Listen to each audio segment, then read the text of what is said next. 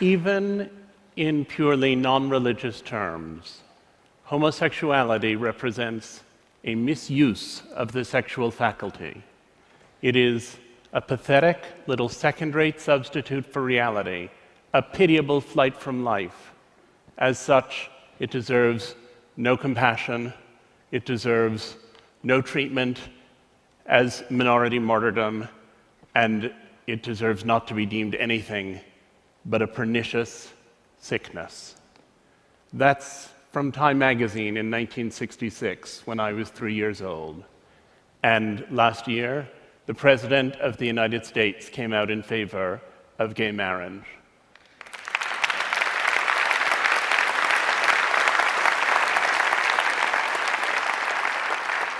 And my question is, how did we get from there to here? How did an illness become an identity? When I was perhaps 6 years old, I went to a shoe store with my mother and my brother, and at the end of buying our shoes, the salesman said to us that we could each have a balloon to take home.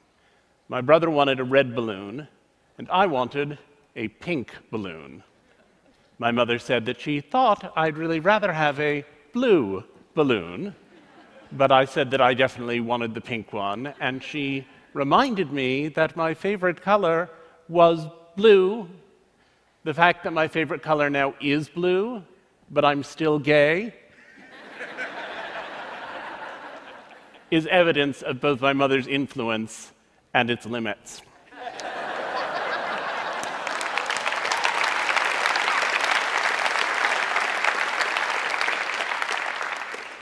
When I was little, my mother used to say, "The love you have for your children is like no other feeling in the world.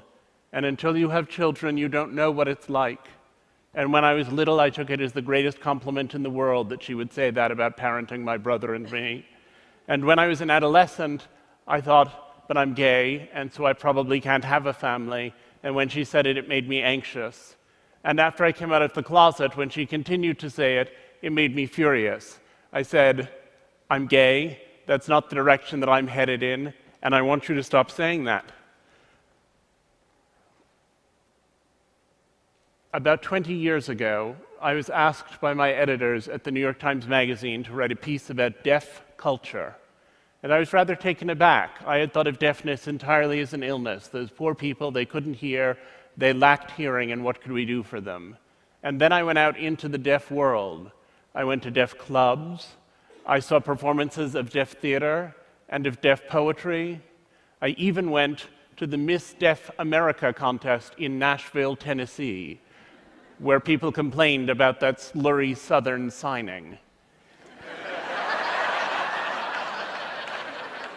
And as I plunged deeper and deeper into the deaf world, I became convinced that deafness was a culture, and that the people in the deaf world who said we don't lack hearing, we have membership in a culture, were saying something that was viable. It wasn't my culture, and I didn't particularly want to rush off and join it, but I appreciated that it was a culture, and that for the people who were members of it, it felt as valuable as Latino culture, or gay culture, or Jewish culture. It felt as valid, perhaps even as American culture. Then a friend of mine had a daughter who was a dwarf. And when her daughter was born, she suddenly found herself confronting questions that now began to seem quite resonant to me. She was facing the question of what to do with this child. Should she say, "You're just like everyone else, but a little bit shorter"? Or should she try to construct some kind of dwarf identity, get involved in the little people of America, become aware of what was happening for dwarfs?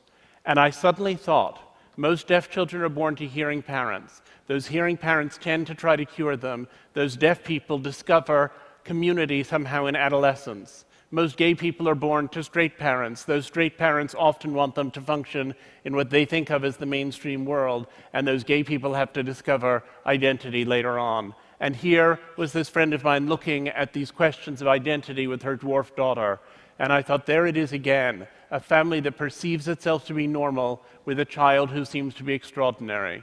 And I hatched the idea that there are really two kinds of identity. There are vertical identities which are passed down generationally from parent to child. Those are things like ethnicity. frequently nationality, language, often religion. Those are things you have in common with your parents and with your children. And while some of them can be difficult, there's no attempt to cure them. You could argue that it's harder in the United States, our current presidency notwithstanding, to be a person of color. And yet, we have nobody who is trying to ensure that the next generation of children born to African Americans and Asians come out with creamy skin and yellow hair. There are these other identities which you have to learn from a peer group. And I called them horizontal identities because the peer group is the horizontal experience. These are identities that are alien to your parents and that you have to discover when you get to see them in peers. And those identities, those horizontal identities, people have almost always tried to cure. And I wanted to look at what the process is through which people who have those identities come to a good relationship with them. And it seemed to me that there were 3 levels of acceptance that needed to take place. There's self-acceptance, there's family acceptance, and there's social acceptance. And they don't always coincide.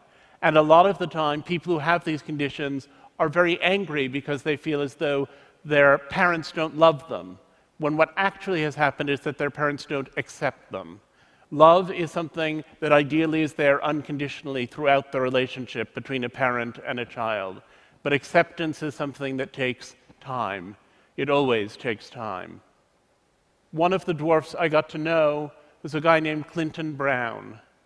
When he was born, he was diagnosed with diastrophic dwarfism, a very disabling condition, and his parents were told that he would never walk, he would never talk, he would have no intellectual capacity, and he would probably not even recognize them. And it was suggested to them that they leave him at the hospital so that he could die there quietly.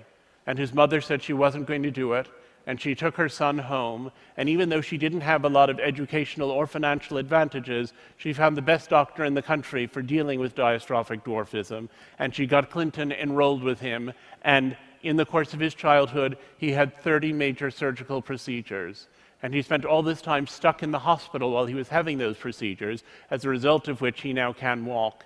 And while he was there, they sent tutors around to help him with his schoolwork, and he worked very hard because there was nothing else to do. And he ended up achieving at a level that had never before been contemplated by any member of his family. He was the first one in his family, in fact, to go to college, where he lived on campus and drove a specially fitted car that accommodated his unusual body. And his mother told me the story of coming home one day, and he went to college nearby, and she said, and I saw that car, which you can always recognize, in the parking lot of a bar, she said. And I thought to myself, they're 6 feet tall, he's 3 feet tall, 2 beers for them is 4 beers for him. She said, I knew I couldn't go in there and interrupt him, but I went home and I left him 8 messages on his cell phone. She said, and then I thought, if someone had said to me when he was born that my future worry would be that he'd go drinking and driving with his college buddies,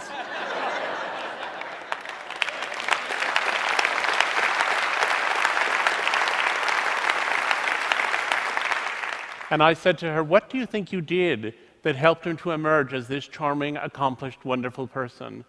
And she said, what did I do? I loved him, that's all. Clinton just always had that light in him, and his father and I were lucky enough to be the first to see it there. I'm going to quote from another magazine of the 60s. This one is from 1968, the Atlantic Monthly, Voice of Liberal America, written by an important bioethicist. He said, there is no reason to feel guilty about putting a Down syndrome child away, whether it is put away in the sense of hidden in a sanitarium or in a more responsible, lethal sense. It is sad, yes, dreadful, but it carries no guilt. True guilt arises only from an offense against a person, and a Downs is not a person. There's been a lot of ink given to the enormous progress that we've made in the treatment of gay people. The fact that our attitude has changed is in the headlines every day. But we forget how we used to see people who had other differences, how we used to see people who were disabled, how inhuman we held people to be. And the change that's been accomplished there, which is almost equally radical, is one that we pay not very much attention to. One of the families I interviewed, Tom and Karen Robards, were taken aback when, as young and successful New Yorkers, their first child was diagnosed with Down syndrome. They thought the educational opportunities for him were not what they should be, and so they decided they would build a little center, 2 classrooms that they started with a few other parents to educate kids with DS. And over the years, that center grew into something called the Cook Center, where there are now thousands upon thousands of children with intellectual disabilities who are being taught. In the time since that Atlantic Monthly story ran, the life expectancy for people with Down syndrome has tripled. The experience of Down syndrome people includes those who are actors, those who are writers, some who are able to live fully independently in adulthood. The Robards had a lot to do with that, and I said, do you regret it? Do you wish your child didn't have Down syndrome? Do you wish you'd never heard of it? And interestingly, his father said, well, for David, our son, I regret it, because for David, it's a difficult way to be in the world, and I'd like to give David an easier life. But I think if we lost everyone with Down syndrome, it would be a catastrophic loss. And Karen Robards said to me, I'm with Tom. For David, I would cure it in an instant to give him an easier life. But speaking for myself, well, I would never have believed 23 years ago when he was born that I could come to such a point. Speaking for myself, it's made me so much better and so much kinder and so much more purposeful in my whole life that speaking for myself, I wouldn't give it up for anything in the world. We live at a point when social acceptance for these and many other conditions is on the up and up. And yet we also live at the moment when our ability to eliminate those conditions has reached a height we never imagined before.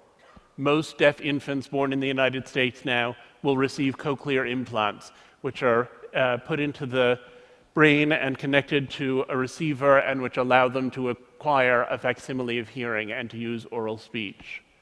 A compound that has been tested in mice, BMN 111, is useful in preventing the action of the achondroplasia gene. Achondroplasia is the most common form of dwarfism, and mice who have been given that substance and who have the achondroplasia gene grow to full size. Testing in humans is around the corner. There are blood tests which are making progress that would pick up Down syndrome more clearly and earlier in pregnancies than ever before, making it easier and easier for people to eliminate those pregnancies or to terminate them. And so we have both social progress and medical progress. And I believe in both of them. I believe the social progress is fantastic and meaningful and wonderful, and I think the same thing about the medical progress. But I think it's a tragedy when one of them doesn't see the others. And when I see the way they're intersecting in conditions like the 3 I've just described, I sometimes think it's like those moments in grand opera when the hero realizes he loves the heroine at the exact moment that she lies expiring on a divan. We have to think about how we feel about cures altogether. And a lot of the time, the question of parenthood is, what do we validate in our children and what do we cure in them?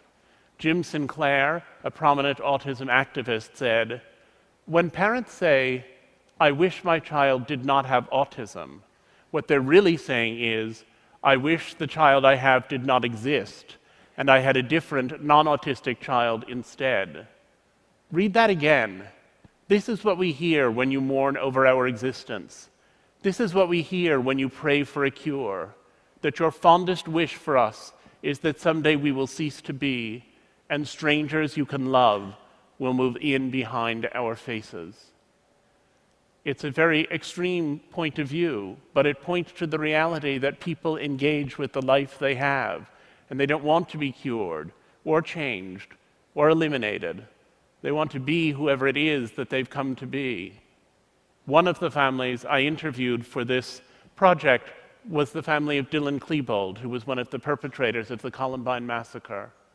It took a long time to persuade them to talk to me, and once they agreed, they were so full of their story that they couldn't stop telling it. And the first weekend I spent with them, the first of many, I recorded more than 20 hours of conversation.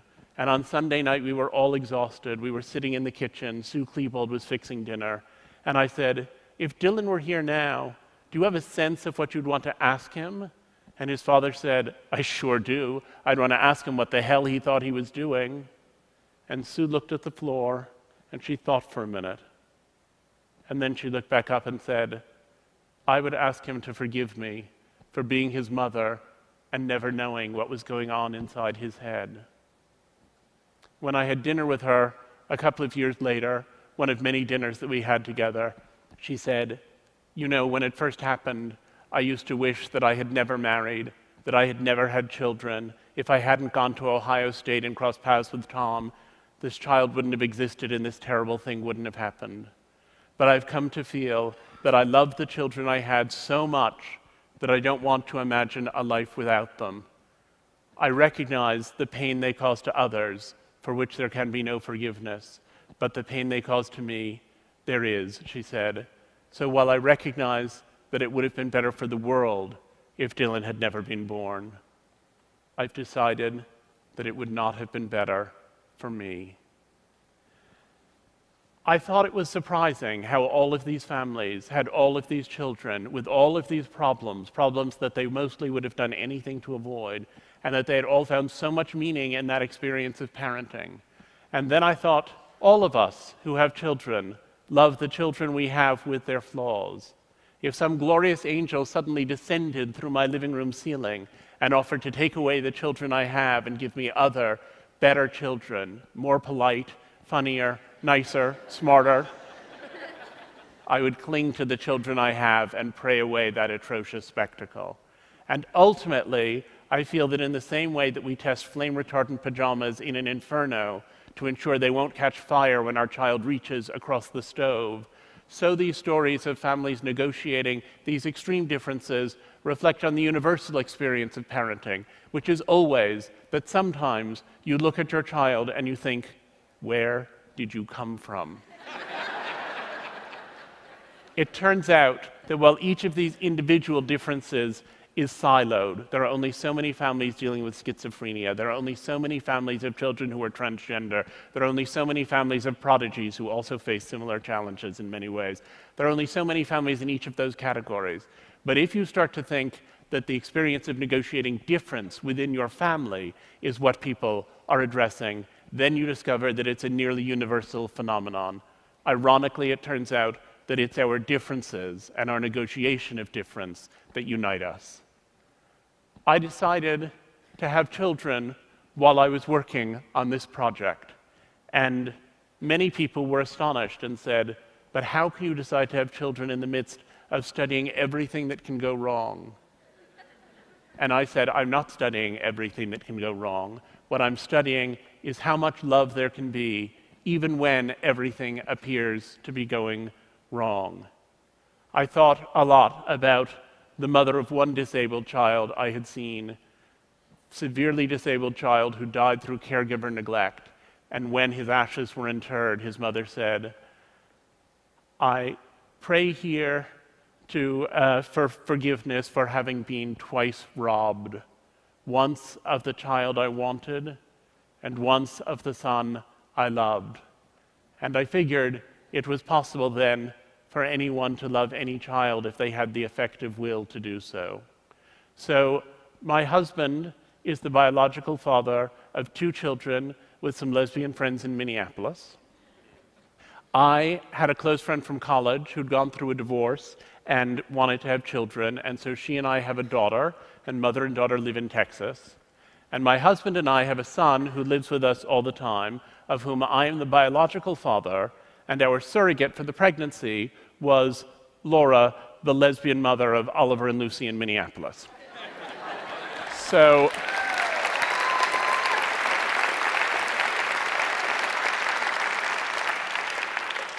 the shorthand is 5 parents of 4 children in 3 states.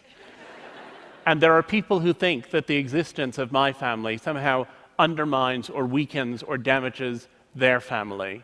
And there are people who think that families like mine shouldn't be allowed to exist. And I don't accept subtractive models of love, only additive ones. And I believe that in the same way that we need species diversity to ensure that the planet can go on, so we need this diversity of affection and diversity of family in order to strengthen the ecosphere of kindness. The day after our son was born, the pediatrician came into the hospital room and said she was concerned. He wasn't extending his legs appropriately. She said that might mean that he had brain damage. Insofar as he was extending them, he was doing so asymmetrically, which he thought could mean that there was a tumor of some kind in action. And he had a very large head, which he thought might indicate hydrocephalus. And as she told me all of these things, I felt the very center of my being pouring out onto the floor. And I thought, here I had been working for years on a book about how much meaning people had found in the experience of parenting children who were disabled, and I didn't want to join their number. Because what I was encountering was an idea of illness, and like all parents since the dawn of time, I wanted to protect my child from illness. And I wanted also to protect myself from illness. And yet I knew from the work I had done that if he had any of the things we were about to start testing for, that those would ultimately be his identity, and if they were his identity, they would become my identity, that illness was going to take a very different shape as it unfolded. We took him to the MRI machine, we took him to the CAT scanner, we took this day-old child and gave him over for an arterial blood draw. We felt helpless, and at the end of 5 hours, they said that his brain was completely clear and that he was by then extending his legs correctly. And when I asked the pediatrician what had been going on, she said she thought in the morning he had probably had a cramp. But I thought how my mother was right. I thought, the love you have for your children is unlike any other feeling in the world. And until you have children, you don't know what it feels like. I think children had ensnared me the moment I connected fatherhood with loss. But I'm not sure I would have noticed that if I hadn't been so in the thick of this research project of mine. I had encountered so much strange love, and I fell very naturally into its bewitching patterns. And I saw how splendor can illuminate even the most abject vulnerabilities. During these 10 years, I had witnessed and learned the terrifying joy of unbearable responsibility, and I had come to see how it conquers everything else. And while I had sometimes thought the parents I was interviewing were fools, enslaving themselves to a lifetime's journey with their thankless children and trying to breed identity out of misery, I realized that day that my research had built me a plank and that I was ready to join them on their ship. Thank you.